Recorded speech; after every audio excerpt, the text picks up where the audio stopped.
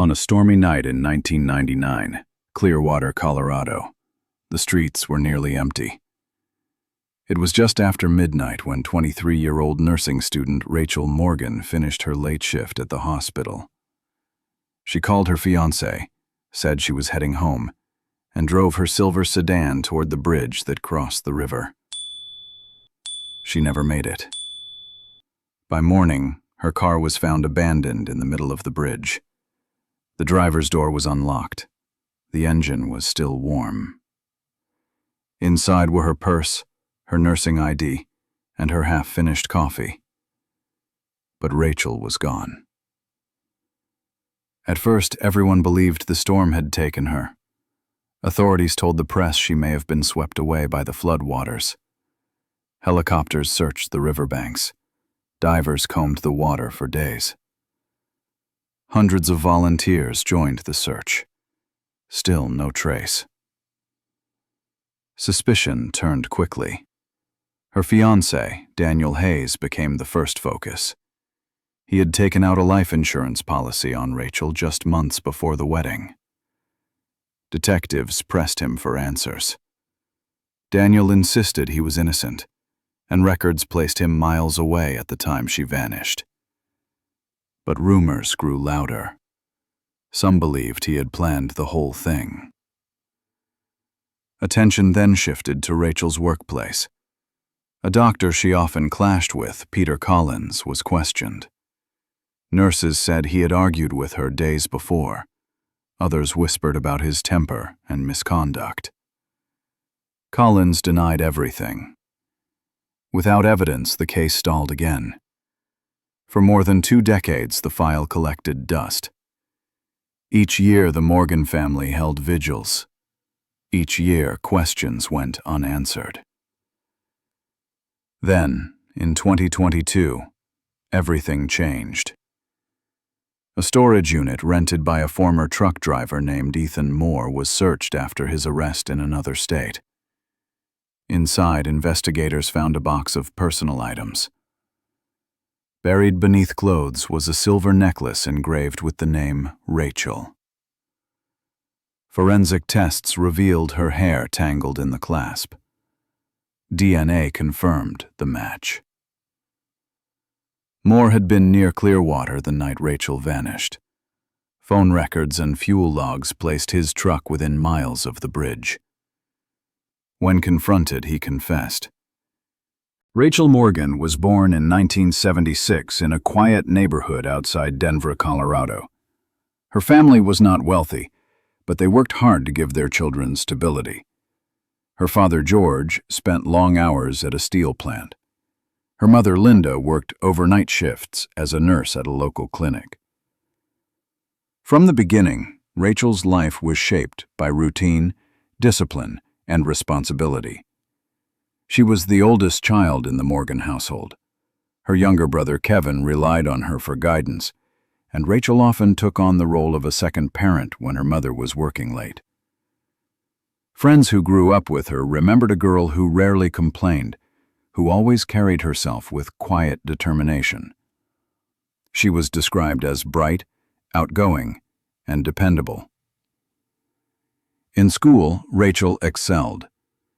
Teachers noticed her sharp mind, especially in science and mathematics. Biology came easily to her, chemistry as well. She stayed after class to work in the lab, asked questions others overlooked, and kept detailed notebooks filled with careful handwriting. Her grades reflected the effort. Year after year, she earned top marks, which put her on a path many of her classmates never considered. Her dream was clear. She wanted to become a nurse. The decision was not born of fantasy. It came from watching her mother return from night shifts, exhausted but proud. Rachel saw the respect nurses carried in the community. She saw the stability the job provided for her family. She wanted to continue that legacy, but more than that, she wanted to help. From her teenage years, Rachel told her friends she would wear the scrubs one day and walk hospital hallways, not as a visitor, but as a professional. Money was always tight in the Morgan home. Vacations were rare. College savings didn't exist. To move forward, Rachel had to rely on herself. In her final year of high school, she applied for scholarships across the state. The effort paid off. She earned a partial scholarship to the Colorado College of Nursing. It was not enough to cover everything, but it was enough to open the door. Rachel agreed to take part-time jobs and student loans to fill the gaps. By 1997, she was living in Clearwater, Colorado. Her patients remembered her as kind but efficient. She was not just the nurse who offered comfort. She was the one who checked vitals twice to be sure, who reminded doctors of chart updates, who stayed late if something was unfinished.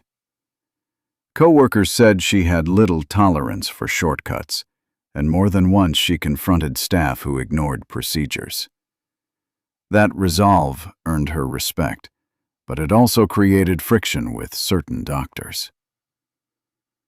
Rachel did not drink. She did not smoke. She avoided the party scene common to students her age. Instead, she surrounded herself with a small, steady group of friends who shared her goals. On weekends, she often returned to Denver to visit her family. For her, the focus was always clear. Finish her degree, earn her license, build a career. By the summer of 1999, her life seemed to be coming together. At 23, she was engaged to Daniel Hayes, a 25-year-old mechanical engineer from Denver. Friends described their relationship as stable and serious. Daniel was quiet, sometimes too reserved, but devoted to Rachel. They had set a wedding date for the spring of 2000. Invitations had not yet been sent, but the planning was underway. Dresses were being considered, venues discussed, and family expectations set. Those close to Rachel later said she seemed both excited and focused in those final months. She balanced her classes, her shifts, and her engagement with the same discipline that had guided her since childhood. Nothing suggested instability. Nothing suggested she would walk away from her responsibilities or the life she was building. Rachel's character became central after her disappearance. Investigators interviewed dozens of people who knew her, searching for patterns or secrets. None emerged. Friends said she had no history of running away, no struggles with drugs or debt, no behavior that pointed to recklessness. Her professors confirmed she was a disciplined student who never missed assignments. Her supervisors at the hospital said she was reliable, never once failing to show up for a shift. The image that formed was consistent. Rachel Morgan was a young woman with structure, direction, and purpose. That made her sudden disappearance. Her family provided even more context. George and Linda told detectives their daughter was responsible to a fault. She checked in often, especially when traveling. She avoided unnecessary risks. She was cautious behind the wheel. She carried a small emergency kit in her car. Kevin, her younger brother, added that she was fiercely protective. "She always made sure I got home safe," he recalled. "That was just her. Careful with everyone else, careful with herself." When authorities suggested Rachel may have fallen into the river during the September storm, her family pushed back immediately. They reminded police that Rachel was a strong swimmer, trained since childhood. They pointed out that the river's current that night, while dangerous, was not strong enough to sweep away someone without leaving a trace.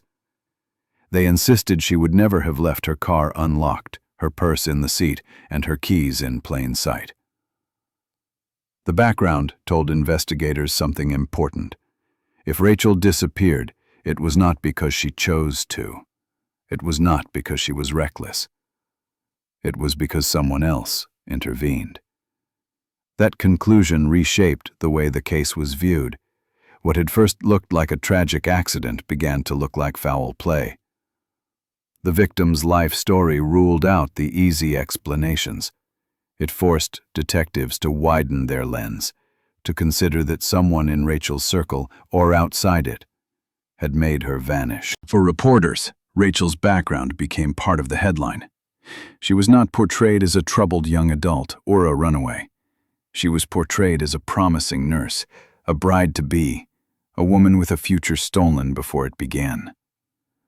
Articles carried her smiling photograph, her nursing uniform, her engagement ring.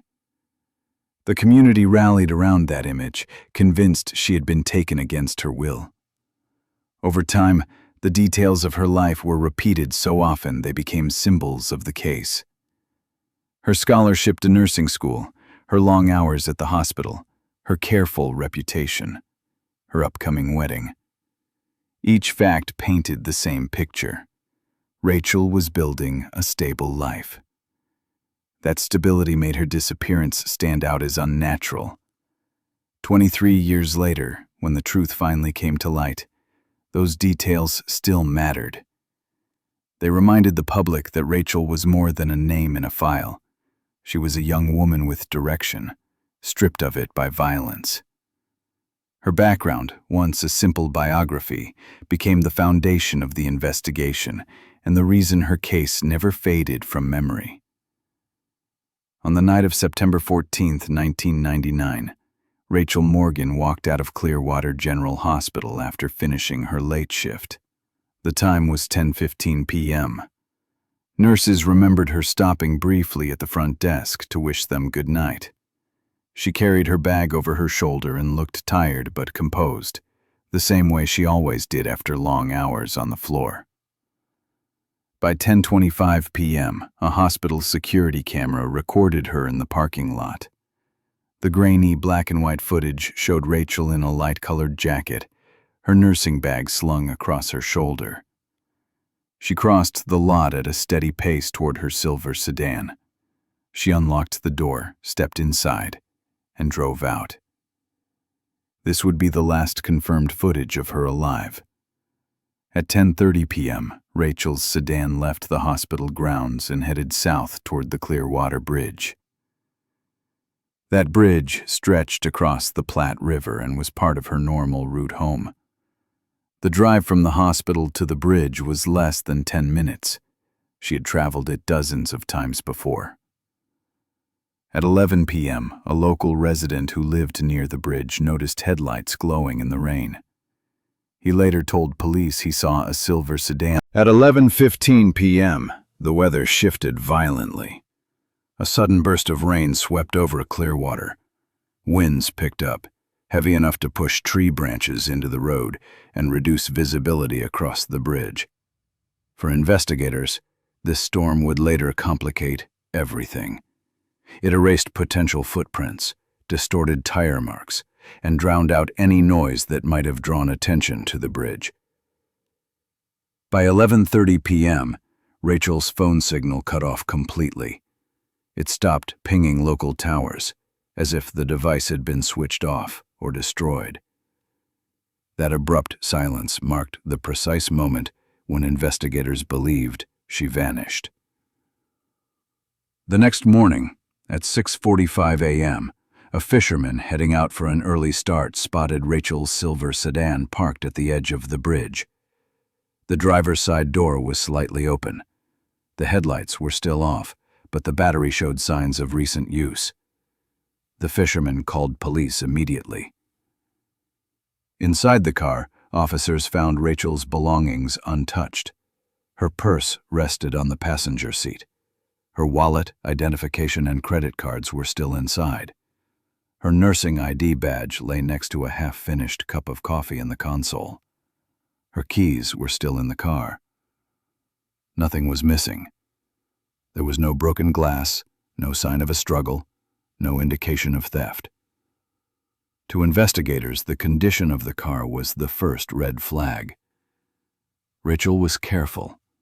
Friends and family said she always locked her doors, even for a quick stop. She would never leave her purse in plain sight, and she certainly would not leave her keys behind. Police brought in canine units to trace her path. Dogs picked up her scent on the driver's seat. then followed it out of the vehicle and onto the bridge. The trail continued for several yards and then stopped in the middle of the bridge. The dogs circled, confused, then sat down. For handlers, the implication was clear.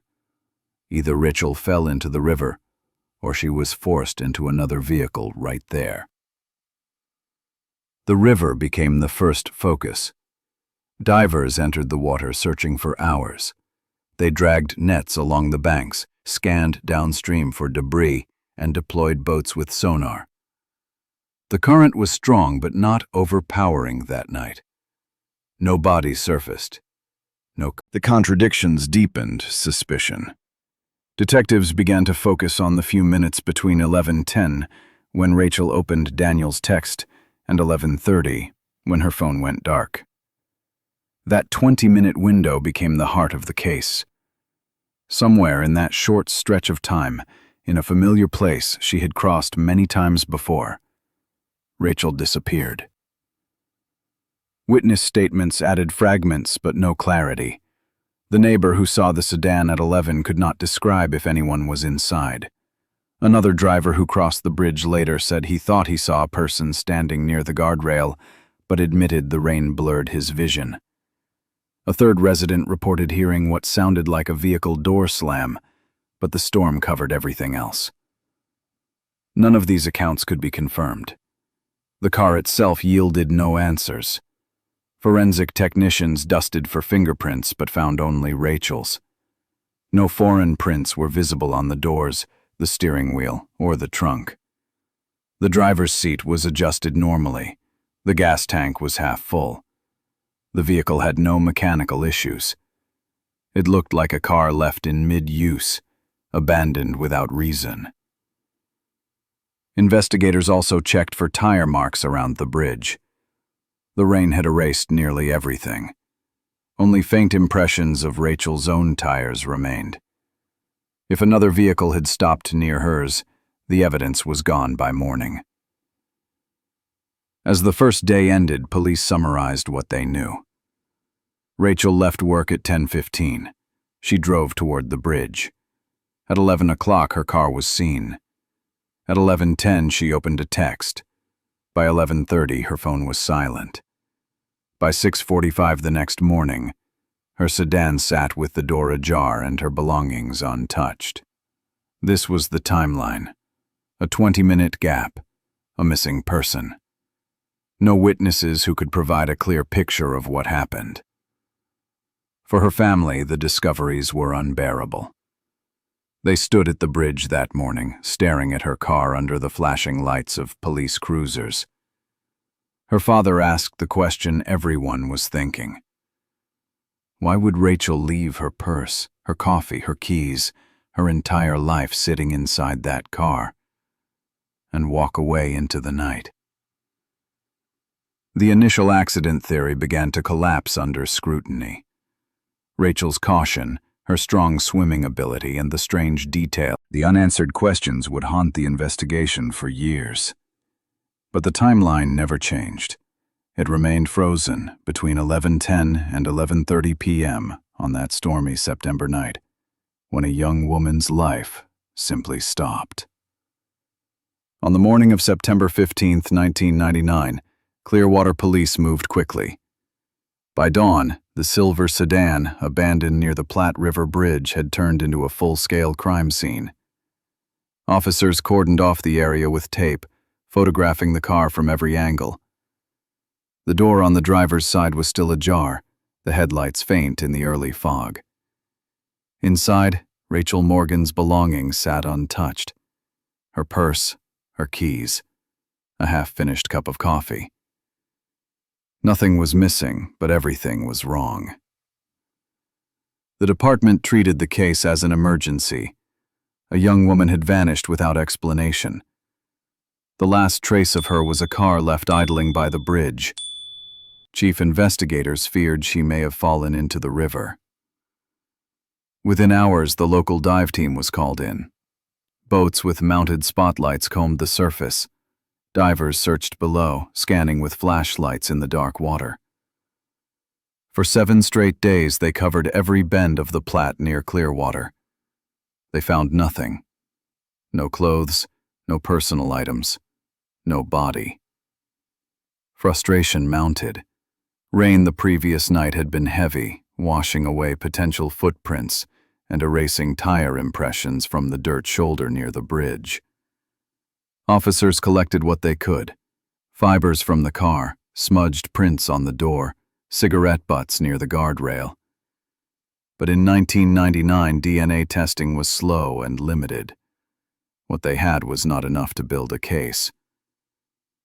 Camera surveillance was almost non-existent. One traffic camera half a mile from the hospital gave a grainy shot of Rachel's sedan heading north, but it revealed nothing else. No license plates from cars behind her. No image of who, if anyone, followed. Another camera on Main Street showed nothing useful.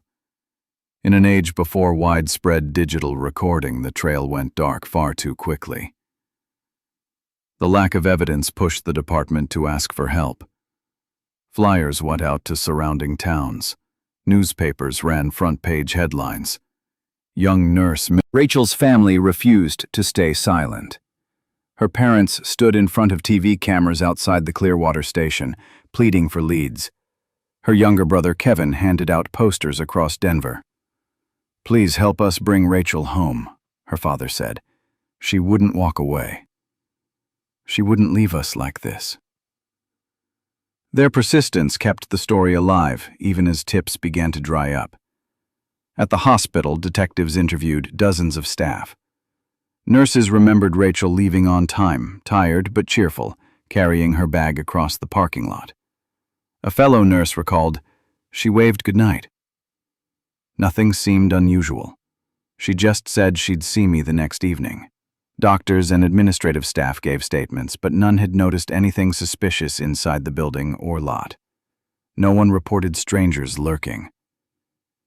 Daniel Hayes, Rachel's fiancé, immediately came under scrutiny. Investigators knew statistically the closest person often became the first suspect. They searched his apartment and questioned him late into the night. Daniel said he had been home with his roommate working on blueprints for an engineering project. The roommate confirmed the alibi. Phone records backed them up. Though suspicion lingered in whispers, police could not tie him to her disappearance. A new lead surfaced inside the hospital itself. Several colleagues noted Rachel had argued with Dr. Peter Collins, a senior physician. The dispute, they said, was heated, centering on patient treatment protocols. "He wasn't afraid to speak up if she thought something was wrong," one nurse told police.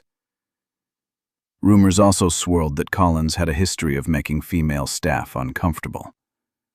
Detectives pressed him, but he denied inappropriate behavior and insisted their disagreements were professional only. Pressure from the press intensified. Reporters crowded the hospital entrance, chasing employees for comments. Camera crews followed detectives as they left the bridge, framing every move as part of a growing mystery. For Clearwater, a town rarely in the news, the case became a daily headline. The sense of fear spread beyond the hospital. Women refused to walk alone at night. Parents warned daughters to avoid dark roads. Despite the noise, leads evaporated. Items collected from the bridge, those cigarette butts, the fibers, could not be definitively linked. The Clearwater police kept the investigation active, but internally they admitted the trail had gone cold. "We ran down every lead we had," one officer later recalled. "Every call, every tip, every so-called sighting. Nothing held up." By December 1999, the official file had grown thick with interviews, maps, and failed searches. Yet the central mystery stayed the same. A car left behind, a woman missing. No evidence of where she went or who she was with. Even then, suspicions continued to circle around the 3 men linked to Rachel's life. Daniel Hayes, the fiancé, though cleared by alibi, still faced rumors in town. Dr. Collins, the physician, lived under a shadow of gossip about workplace behavior. And Ethan Moore, a troubled man with a record of following women, surfaced in anonymous tips. Police spoke with him briefly, but lacking evidence, they let him go.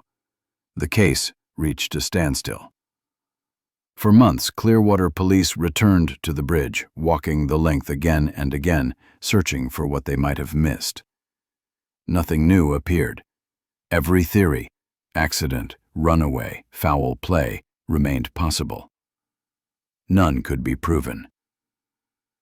By early 2000, investigators admitted privately that the file might never be solved.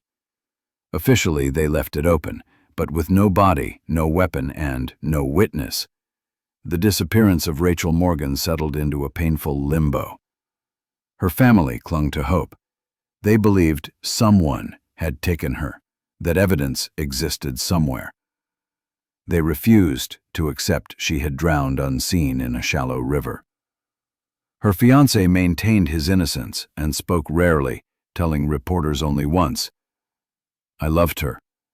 I would never hurt her." The hospital staff returned to routine, but whispers of Rachel's last night lingered in break rooms and late-night shifts. The investigation of 1999 showed how quickly momentum can fade without evidence. Despite manpower, media coverage, and community involvement, the truth stayed hidden. The unanswered questions hardened into silence. Who stopped Rachel at the bridge? Why were her belongings untouched? Why did her phone die so suddenly? For Clearwater, these questions became part of the town's identity.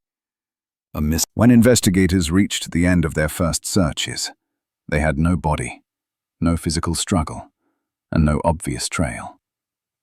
But they did have 3 names. 3 people who, in different ways, had stood close to Rachel Morgan. And each of them quickly became the focus of endless suspicion. The first was the person everyone expected, her fiancé, Daniel Hayes. The 25-year-old mechanical engineer was supposed to marry Rachel the following spring. That kind of connection made him unavoidable.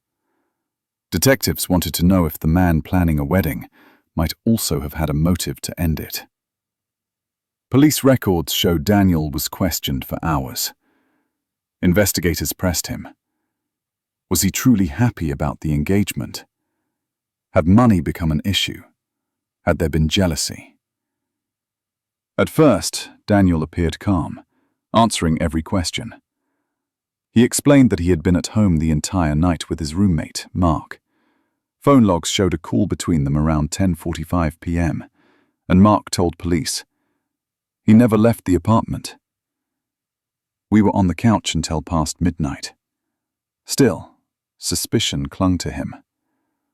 Friends of Rachel remembered occasional arguments between the couple.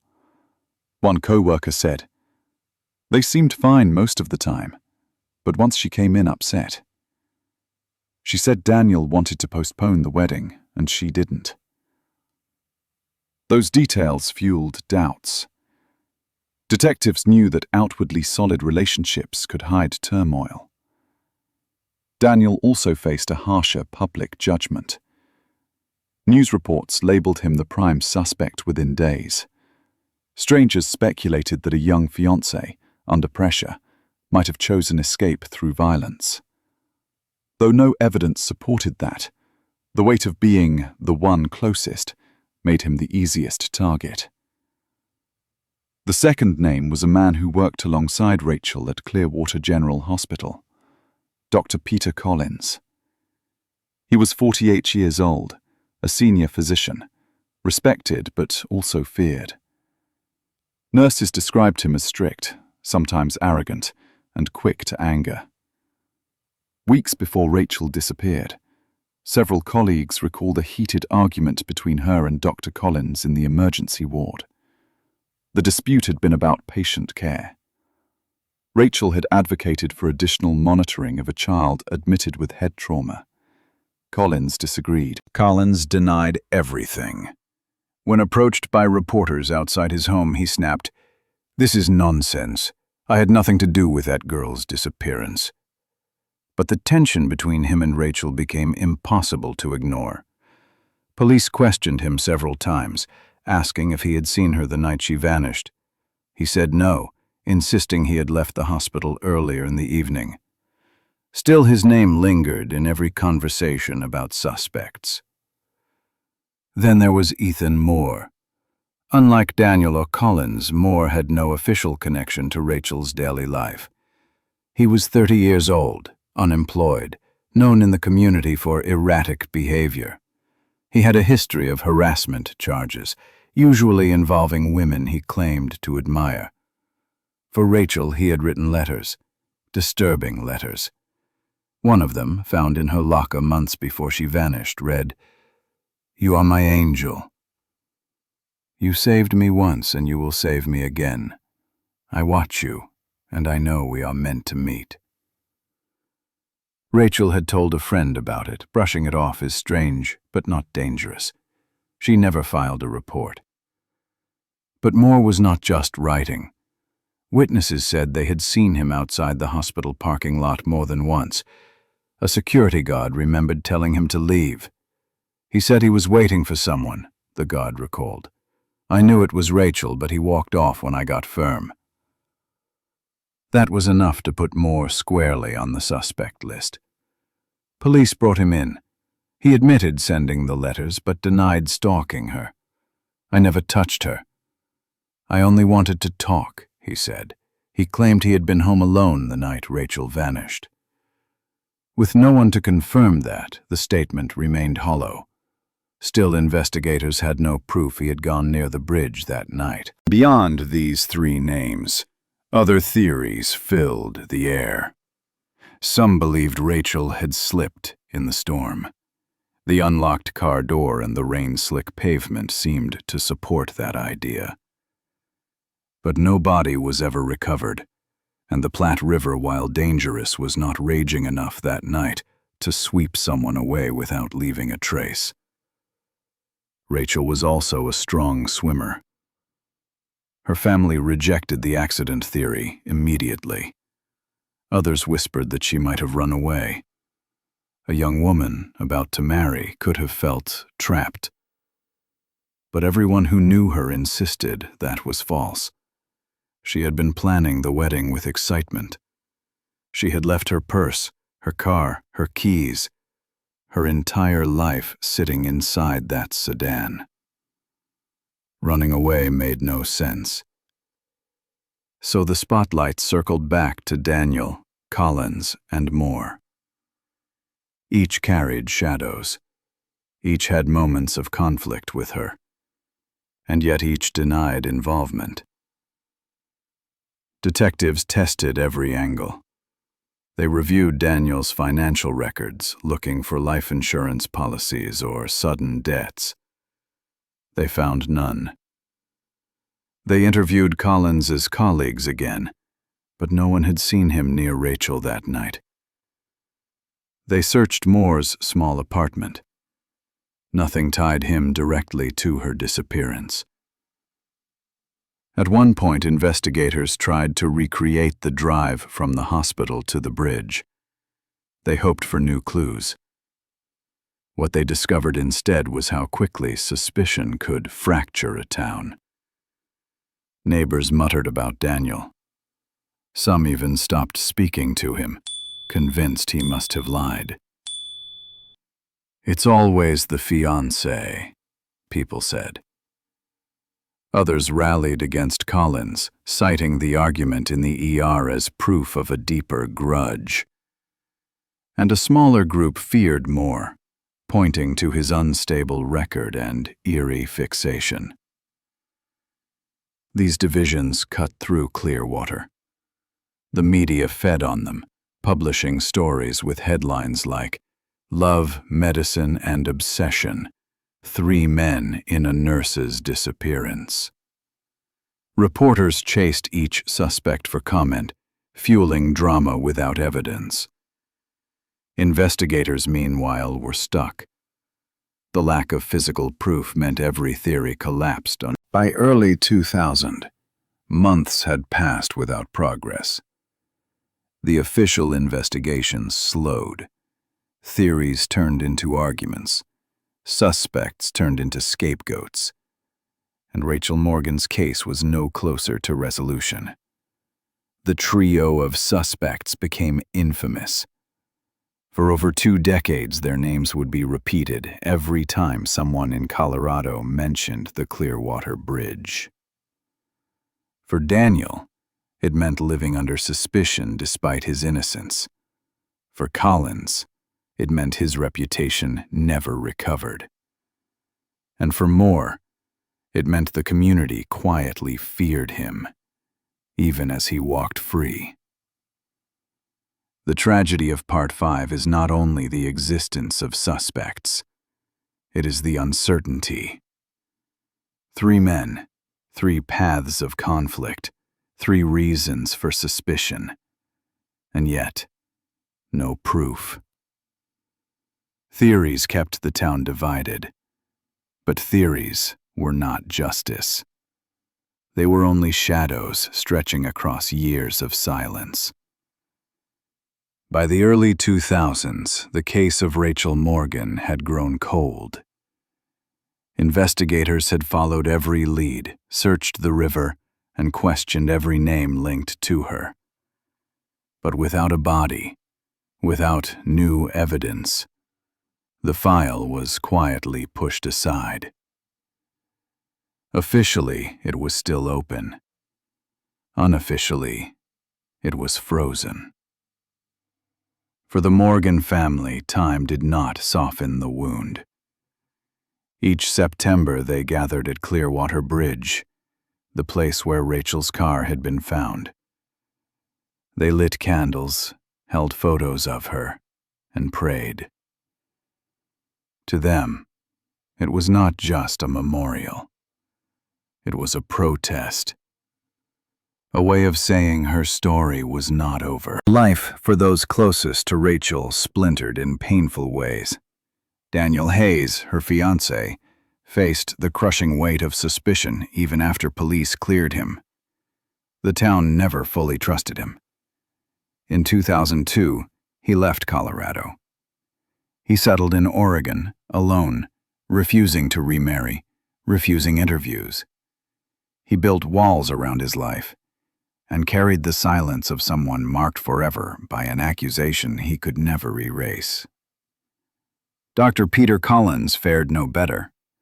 Though never charged, whispers of misconduct and his heated clash with Rachel spread through the hospital halls. His colleagues avoided him. Patients lost confidence. By 2004, he stepped down and retired early. For the rest of his life in Clearwater, people still lowered their voices when his name came up, a shadow of suspicion that never lifted. Meanwhile, Ethan Moore remained a presence that unsettled the community. He was arrested multiple times in the 2000s, not for Rachel's case, but for harassment of other women, trespassing, and petty assaults. Each time his name hit the news, Rachel's family felt the sting. He was never charged in connection to her disappearance, yet the suspicion lingered.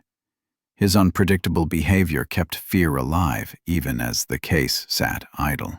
Clearwater itself began to move on. The first few years after Rachel vanished, volunteers had gathered often, combing the woods and riverbanks. By 2003, those crowds had thinned. By 2005, only her family and a small circle of loyal friends kept searching. For the rest of the town, Rachel became a story people shook their heads over, a mystery too old to solve. The media shifted too. Local papers ran occasional anniversary pieces, revisiting the case each September. The stories were the same: Rachel's bright future, her abandoned car, the suspects who were never charged. The coverage kept her name alive but offered nothing new. National outlets stopped calling. Only whispers and rumors remained. Then came the internet. In 2005, true crime bloggers and early online forums picked up Rachel's story.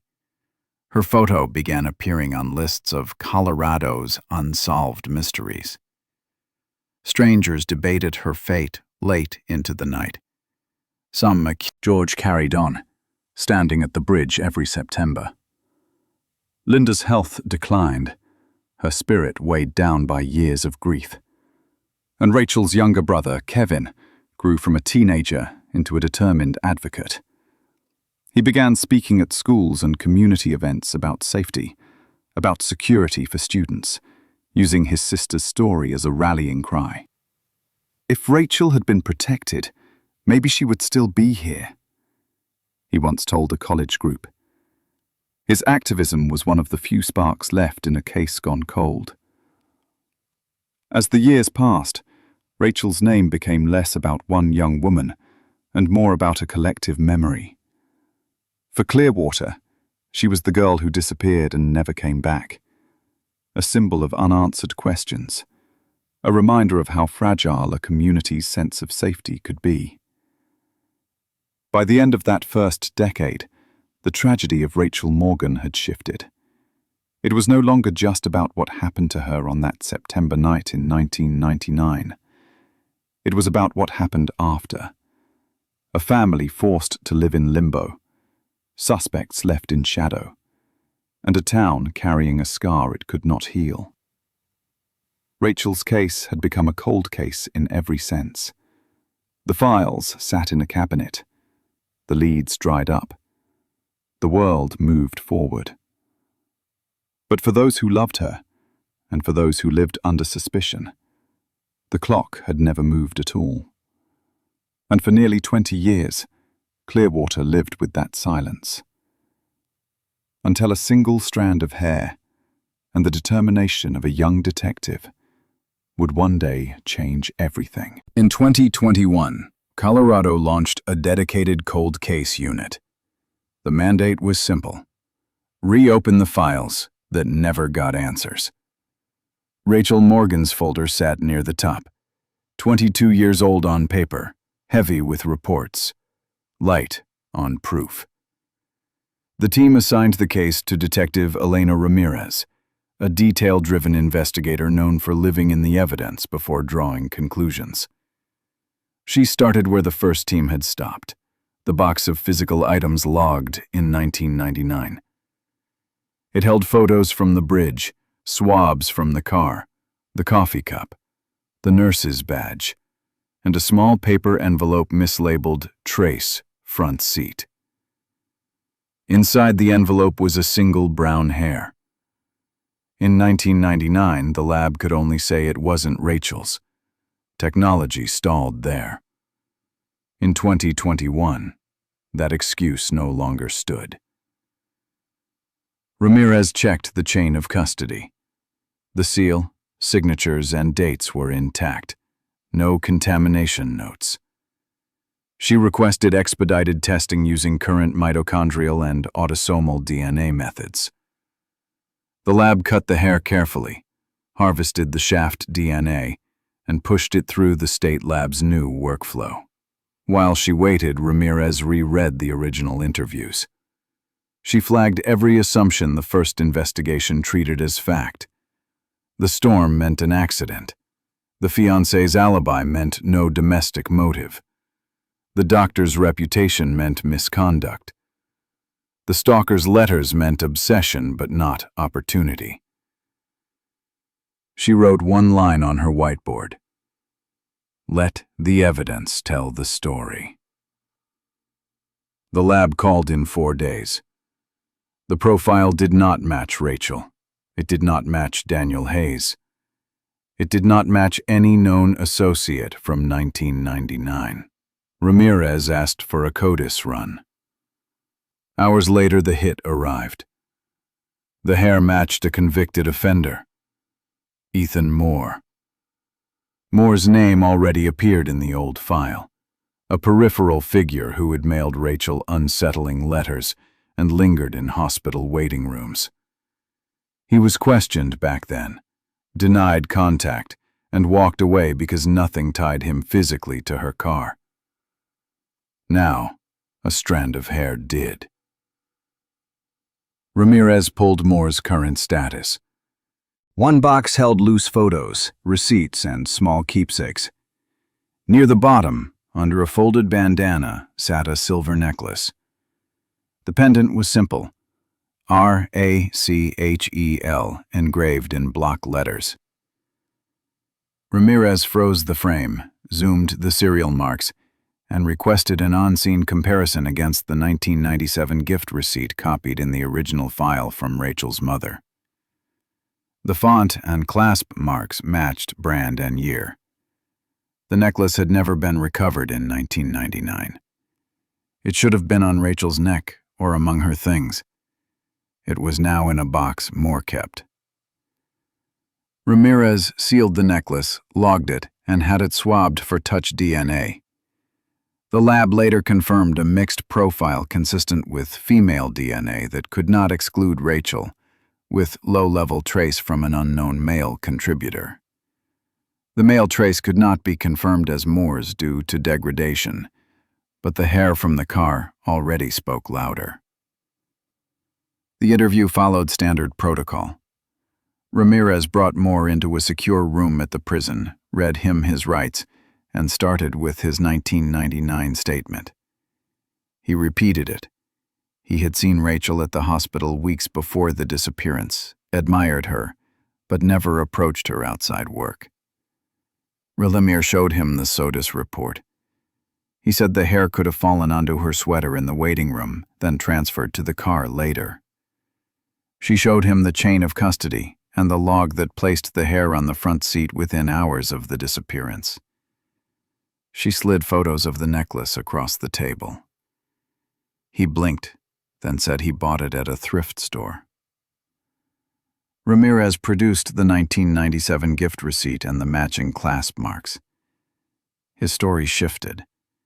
He said a friend gave it to him years ago. He couldn't say when. He couldn't name the friend.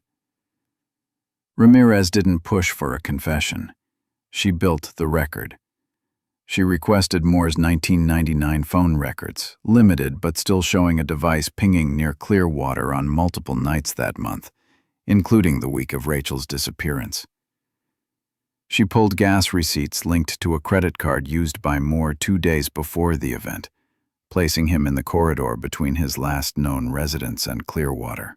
She confirmed he had no legitimate... With the hair match, the necklace, and the proximity data, Ramirez reconstructed a path the first team couldn't see. She documented it in a concise affidavit. Moore's known fixation, the hair in the car, the possession of a personal item missing since the night of the disappearance, and his pattern of late-night presence near the hospital. She added the environmental factor the early investigators leaned on, the storm, and flipped its role. The downpour that washed away trace evidence had also been the cover an offender would exploit. She took her findings to the district attorney. The DA's team reviewed chain of custody logs, lab reports, and witness statements. They asked the obvious questions. Could the hair have been contamination? The seals said no. Could the necklace have an innocent path to Moore? No credible one existed. Could Moore's 1999 presence at the hospital explain the car evidence? Only if he somehow transferred a hair to the front seat on the night Rachel vanished without ever contacting her.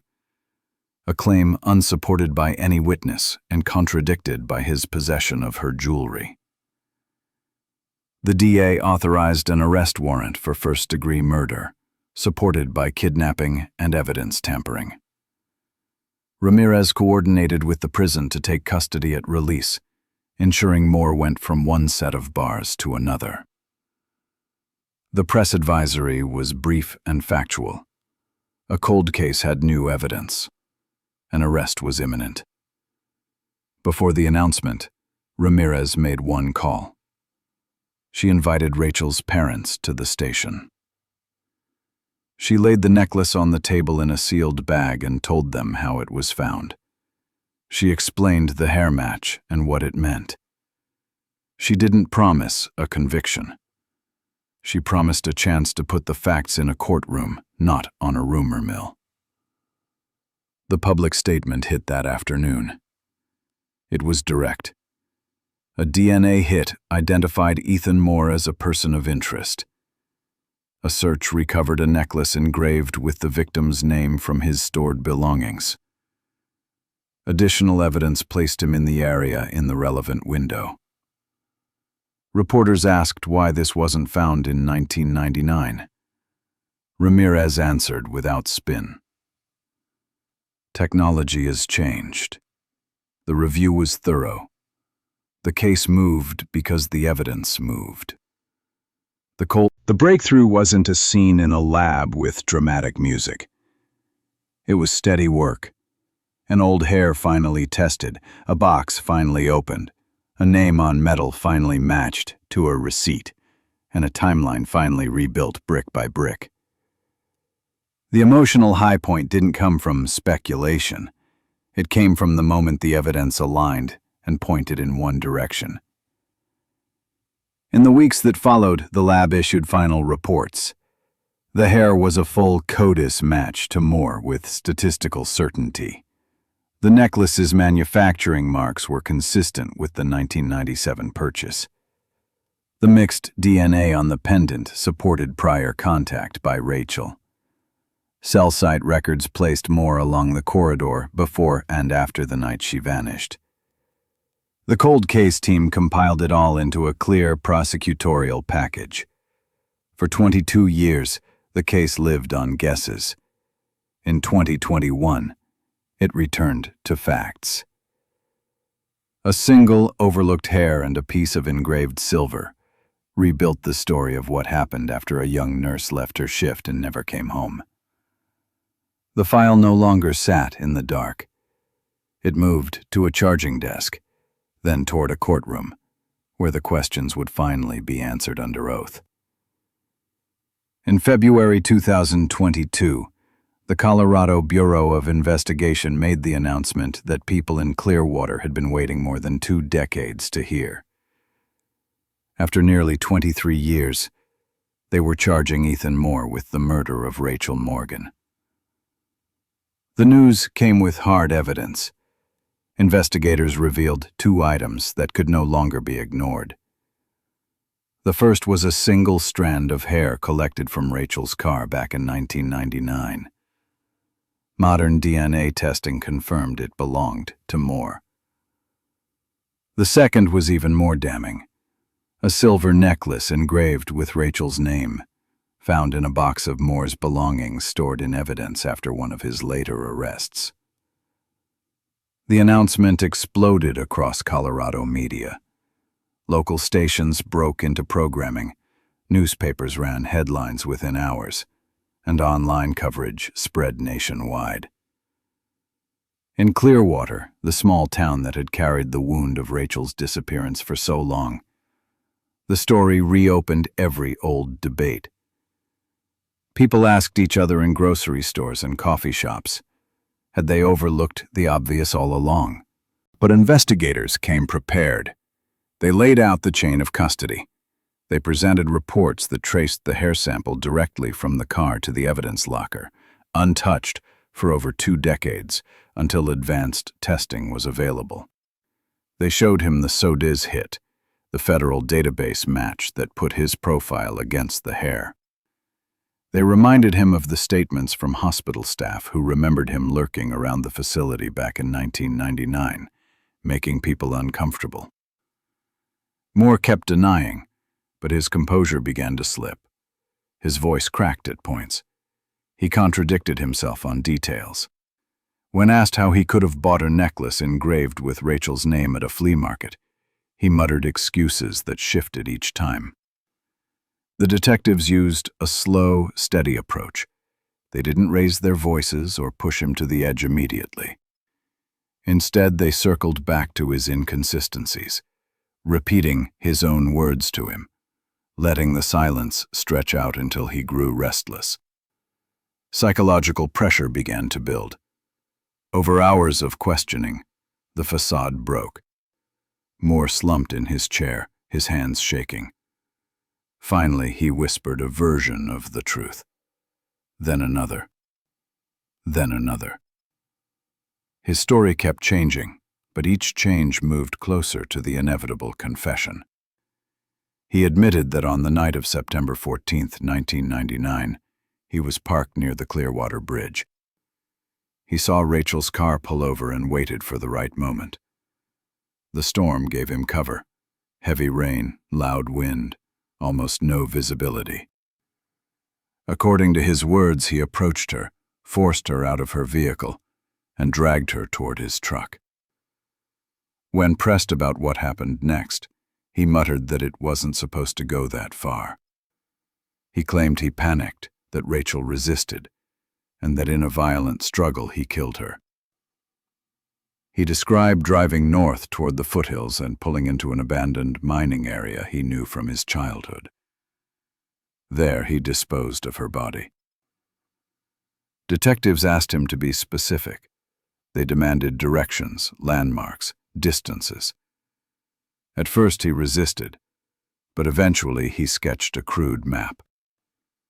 He pointed to a stretch of dirt road leading into the forest north of Clearwater, ending at a mine shaft sealed off decades earlier.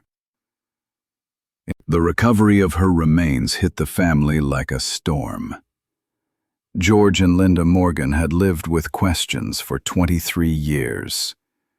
Now the answers came in one crushing wave. Their daughter had been taken, murdered, and hidden away in silence. The family attended the formal announcement with tears in their eyes, both broken and relieved. They finally knew the truth, even if it was unbearable. The town of Clearwater reacted with shock. For years, residents had speculated about Rachel's fiancé, about her co-workers, about the possibility of an accident. Some still remembered the gossip that she might have run away. The discovery shattered all those theories. The man who had been on the periphery, always suspicious but never caught, was guilty all along. Moore's defense team tried to argue that the confession had been coerced. They claimed his mental health made him vulnerable to manipulation. They suggested the necklace had been planted or acquired by coincidence. But the jury saw the full scope. The DNA, the necklace, the confession, and finally, the discovery of Rachel's remains where only Moore could have led them. In court, the prosecutor called it a textbook case of justice delayed but not denied. Jurors listened as forensic experts explained the chain of custody, as detectives recounted the hours in the interrogation room, and as the Morgan family described the decades of waiting. When the verdict came down, Moore was sentenced to life in prison without the possibility of parole. The judge spoke clearly. The evidence is overwhelming. The harm to this community is immeasurable. You will spend the rest of your natural life behind bars. For the Morgan family, there would never be true healing. But they left the courthouse with one thing they had been denied for so long: a sense of closure. Rachel had been found. Her killer had been named. Justice, though late, had finally been done. For Clearwater, the case became a symbol.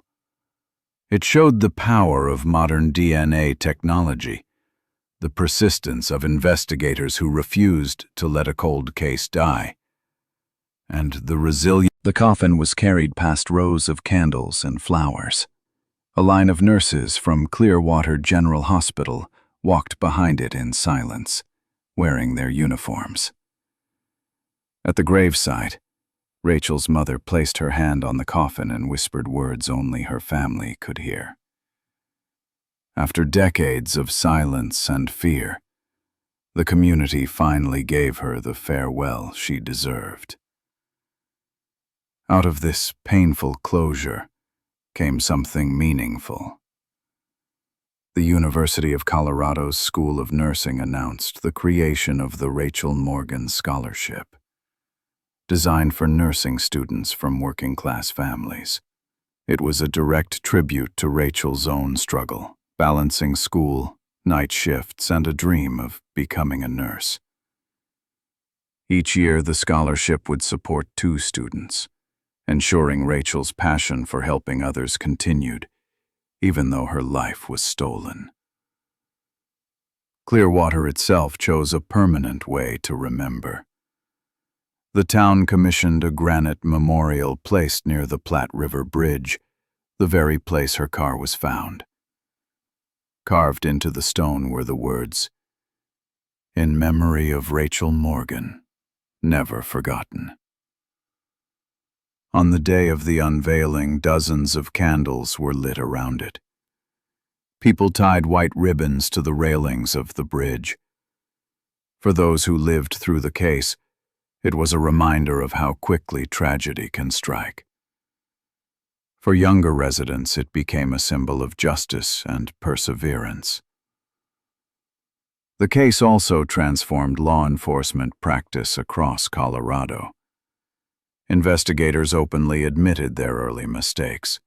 The single hair left in Rachel's car had been collected, stored, and ignored.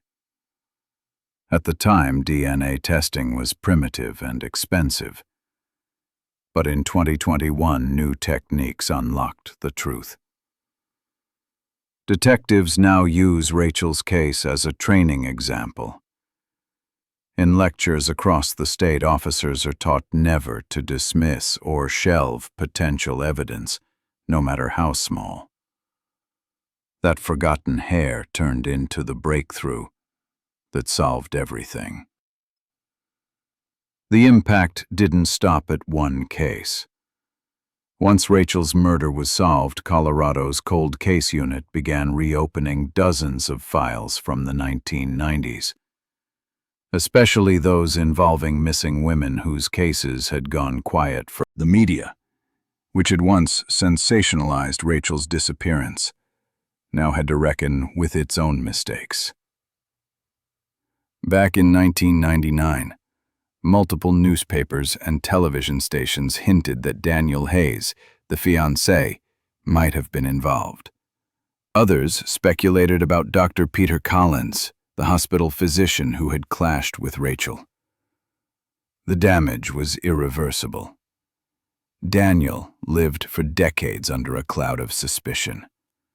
Collins saw his career collapse. When the truth came out in 2022, an avalanche of criticism followed.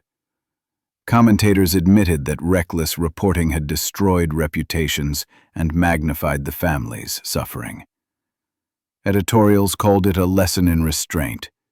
Never assume guilt without proof, and never amplify rumors as facts. For Daniel Hayes, the truth came as both a relief and a bitter reminder. For years he had kept silent, refusing interviews, living alone in another state.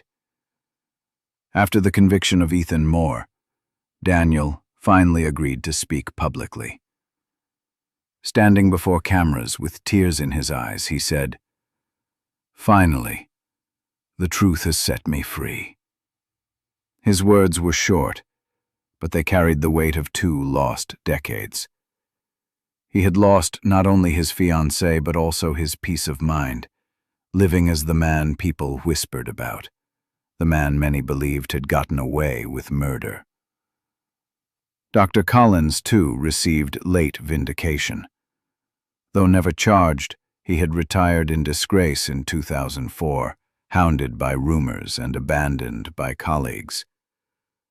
The new evidence cleared his name, but by then his career and reputation were beyond repair. He now lives quietly, rarely speaking to the press. His story serves as a cautionary tale of how suspicion without evidence can destroy lives. Meanwhile, Ethan Moore's conviction resonated far beyond the courtroom. His trial was covered nationwide, described as one of the clearest victories of modern DNA technology. Prosecutors highlighted how a single hair and a necklace hidden in storage for decades brought down a man who thought he had buried his crime forever. Moore was sentenced to life in prison without parole. He never showed remorse, but his words no longer mattered. For the Morgan family, justice had been delayed. For the Morgans themselves, life will never be the same. But they found ways to honor Rachel beyond the scholarship and memorial. Her younger brother Kevin, now an adult, became an advocate for student safety programs. He pushed for better lighting around campuses, improved mental health resources, and stronger protections for women working late shifts. He often cited his sister's case when speaking at universities, saying, "My sister should have been safe walking to her car. That's the change I fight for." On the legal side, Colorado lawmakers responded with reforms. In 2023, a bill was passed requiring mandatory periodic reviews of all unsolved violent crimes more than 5 years old. The law also allocated new funding for DNA testing and established a permanent cold case task force. Officials admitted that if such a system had existed earlier, Rachel's case might have been solved long before 2022. The social impact within Clearwater was equally strong. The town, once haunted by whispers of suspicion and fear, began to heal. Annual memorials at the bridge shifted from silent vigils to larger gatherings promoting awareness of violence against women. High schools incorporated lessons from the case into safety programs. Local police launched community outreach, promising transparency and better handling of future cases. Rachel's death, while senseless, became the foundation for meaningful change. Still, the scars remain. People remember how the community divided itself in 1999, with neighbors turning against Daniel Hayes and colleagues shunning Dr. Collins. They remember the anger, the unanswered questions, and the cold silence of a case left to gather dust. But now, they also remember the day justice returned. They remember that persistence matters, that one family's refusal to give up forced an entire system to look again, and finally, to act. The Morgans often say their victory was not only for Rachel but for every family still waiting. In interviews, George and Linda Morgan repeated, "We never gave up. We never stopped asking." Their voices, aged and broken, carried across television screens and podcasts, giving hope to thousands of other families living with unanswered disappearances. The lesson of Rachel Morgan's case is simple but powerful. Justice may take years. Evidence may sit forgotten in a box. But science advances. People change. New eyes look at old files. And when families refuse to stop asking questions, answers can emerge, even decades later. Clearwater now carries a new identity. Once remembered only for a haunting mystery, it is now known as the town that fought back, the town where justice finally broke through the silence. Visitors often stop at the memorial by the bridge, leaving flowers, notes, and sometimes nursing pins from students who received Rachel's scholarship. Her legacy lives not in the crime that ended her life, but in the change that followed. Rachel Morgan's story is no longer just a mystery. It is a warning, a lesson, and a call to action. It reminds us of the cost of neglect, the danger of assumptions, and the power of persistence.